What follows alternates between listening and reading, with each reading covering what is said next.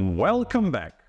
Today, we will be talking about one of the most crucial aspects about creating penny planner and setting it up. I'm talking about budgeting categories. Whether it's for your daily expenses, monthly incomes, or investments, getting your categories right is the key to managing your finances effectively. When you first access your budget dashboard, it will look a bit empty, but that's about to change. We'll start by setting up some budget categories and populating it. Each category needs a type, and you can choose from income, expense, and investment. You will want to select type that reflects the purpose of the category. So, for example, if you're setting money aside for investing into some stocks, you will want to select investment type. If, on the other hand, you want to track your monthly salary, you'll select income type.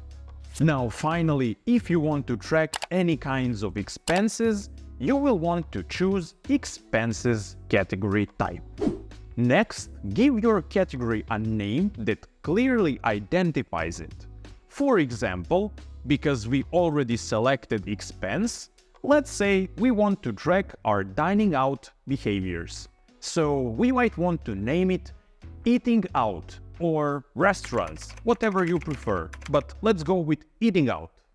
The default goal is a crucial part of each category. It represents the amount of money you plan to receive or spend for this category every month.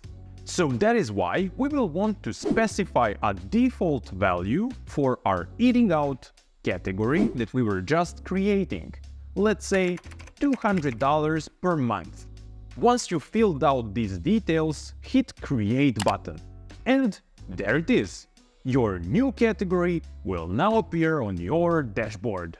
You can create as many categories as you like by following the same steps. We can now see that our app is populated with eating out category in expense categories block, and our monthly goal is set to £200 every month. Of course, if for whatever reason you want to delete any category, you can just click the Edit button and you will see we have Delete button there waiting for us to remove a category to our liking.